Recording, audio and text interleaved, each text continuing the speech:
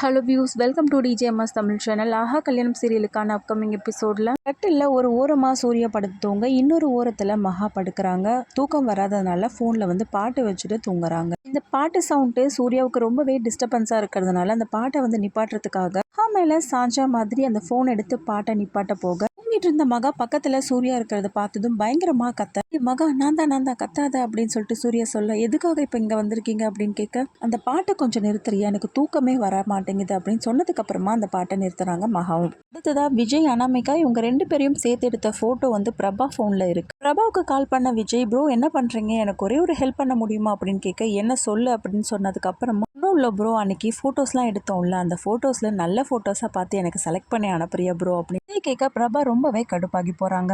எதுக்காக அப்படின்னு கேட்க, அது ஒன்றும் இல்லை ப்ரோ, அனாமிகாவுக்கு அதில் நல்ல ஃபோட்டோவை செலக்ட் பண்ணி ஒரு கிஃப்ட் பண்ணலாம் அப்படின்னு சொல்லிட்டு தான் கேட்குறேன் அப்படின்னு கேட்ட உடனே ரொம்பவும் கடுப்பாகி போகிறாங்க. சரி வை, நான் அனுப்புகிறேன் அப்படின்னு சொல்லிட்டு ஃபோனை வைக்க, ஃபோட்டோஸ் அனுப்பணும், உனக்கு ஃபோட்டோஸ் எல்லா ஃபோட்டோஸையும் டெலிட் பண்ணுறேன் அப்படின்னு சொல்லிட்டு வாயார சொல்லிட்டு டெலிட் பண்ண பார்க்குறாங்க. 1-2 ஃபோட்டோஸை டெலிட் பண்ணிட்டு இருக்கும்போதே அங்கேருந்து வந்த பிரபா, அப்பா ஏமா யாரோட ஃபோட்டோவை டெலிட் பண்ணுற அப்படின்னு சொல்லிட்டு கேட்க, ஒன்றும் இல்லைப்பா அப்படின்னு பிரபா சொல்ல, என்னம்மா நீனு, ஏமா விஜய் அனாமிகா இருக்க ஃபோட்டோவை டெலிட் பண்ணிட்டு இருக்க அப்படின்னு சொல்லிட்டு கேட்க ஆரம்பிக்கிறாரு. ஒன்றும் இல்லைப்பா, ஃபோன் மெமரி ஃபுல்லாகிடுச்சுல்ல, அதனால தான்ப்பா டெலிட் பண்ணுறேன் அப்படின்னு சொல்லி சமாளிக்கிறாங்க பிரபாவும்.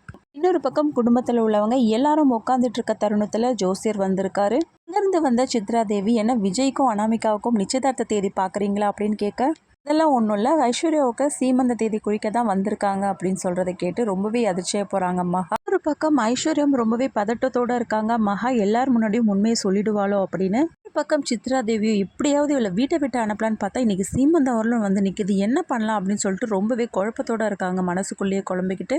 இந்த பக்கம் இன்றைக்கி எல்லாருக்கிட்டையும் உண்மையை சொல்லிடணும் அப்படின்னு சொல்லிட்டு, உங்கள் எல்லாருக்கிட்டையும் ஒன்று நான் சொல்லணும் அப்படின்னு சொல்லிட்டு தயக்கத்தோடு எப்படியோ உண்மையை தான் சொல்ல வரா அப்படின்னு நினச்ச ஐஸ்வர்யா திடீர்னு, மகா மேலே போயிட்டு துணிமணிகள்லாம் பார்க்கலாம் அப்படின்னு சொல்லிட்டு கூட்டிகிட்டு போகிறாங்க.